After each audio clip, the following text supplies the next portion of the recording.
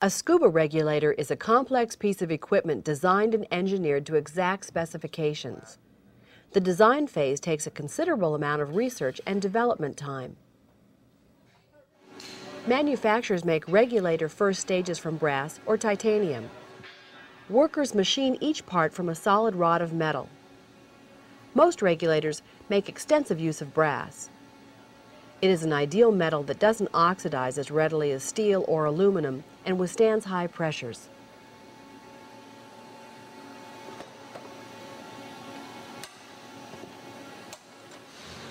The brass rod spins and the tools remain stationary.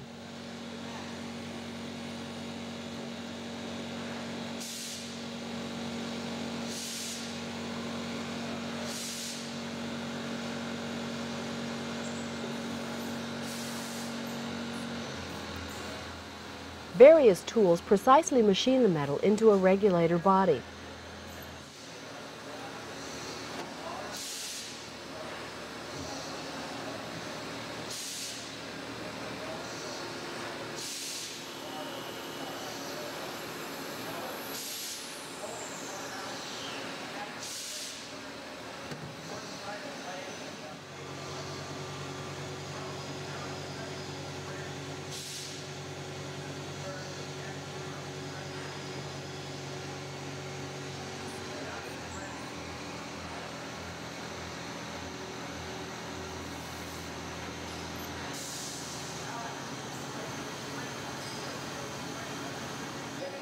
Inspection ensures that each part meets exact standards.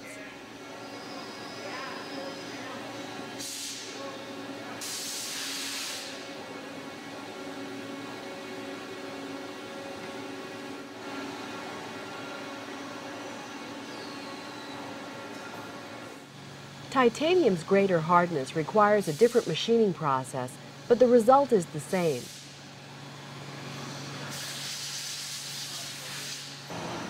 A mixture of silicone and water lubricates the machine tools as they carve tank yolks from the metal.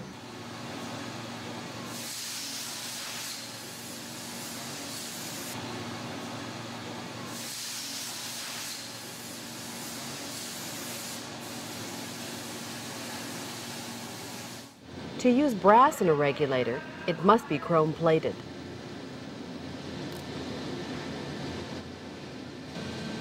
Moved from bath to bath, caustic and acidic solutions clean impurities from the brass.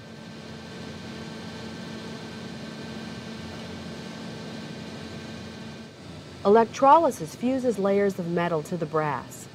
The first layer is copper. It serves as the primer.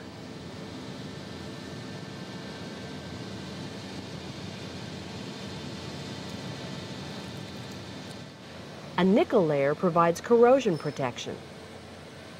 The final step is the chrome. Chrome acts as a sealer, keeps the nickel from oxidizing, and adds some hardness and shine.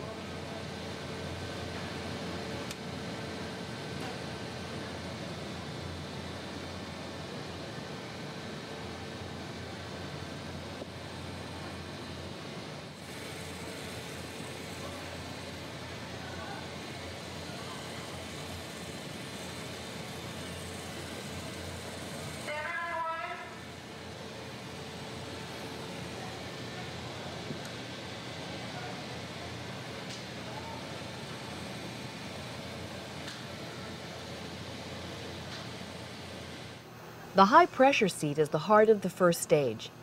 It seals by placing plastic against metal under pressure.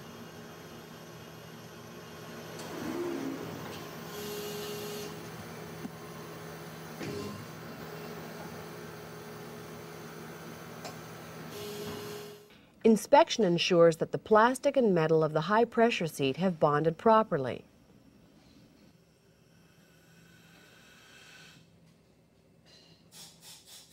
A worker carefully assembles a diaphragm-type first stage. This design prevents water from entering the mechanism with a diaphragm that balances tank pressure to the ambient pressure.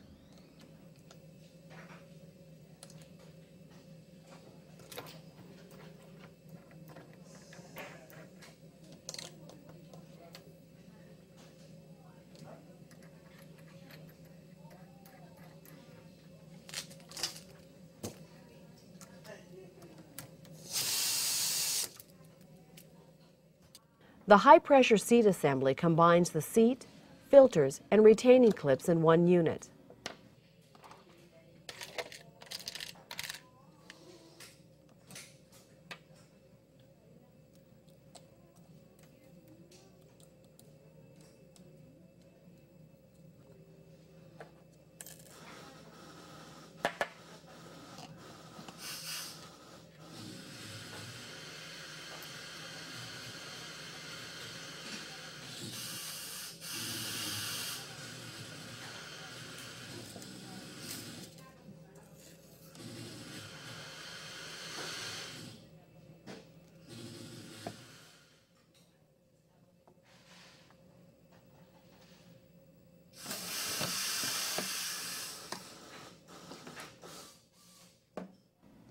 The addition of high and low pressure plugs and the yoke completes the assembly.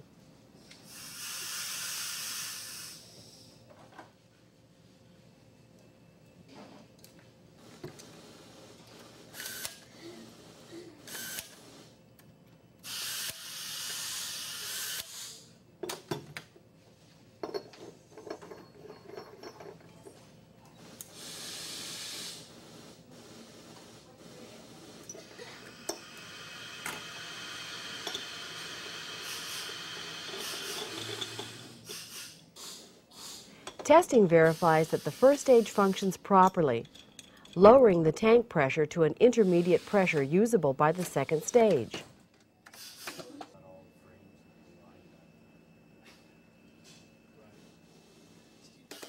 Each regulator's second stage gets a serial number. Manufacturers maintain records on each regulator for several years. Every valve, spring, and O-ring in a second stage regulator must function perfectly for the regulator to deliver air to the diver. The regulator body itself is injection molded. That's why I got him. Sam, which ones are next after I finish doing those?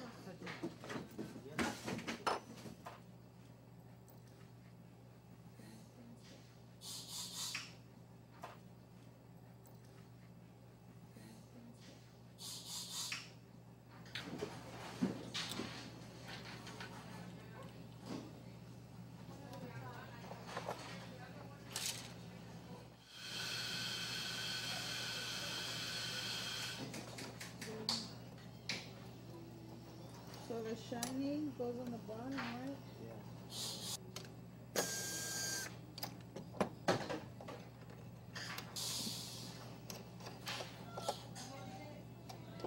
The diaphragm serves as the activator for the regulator's demand valve operation.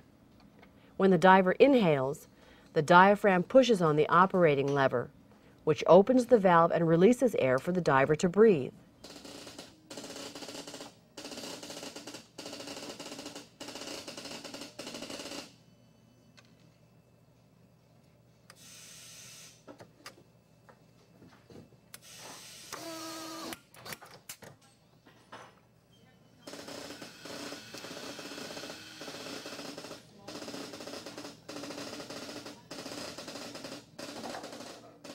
The second stage goes through tests to make sure the purge valve works properly and that there are no leaks.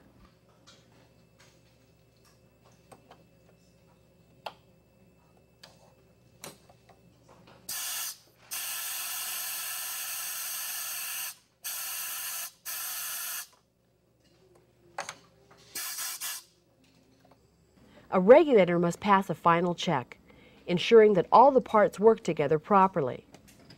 This check is similar to the process used by repair technicians at dive centers after overhauling a regulator. Lastly, the assembled regulator goes out the door.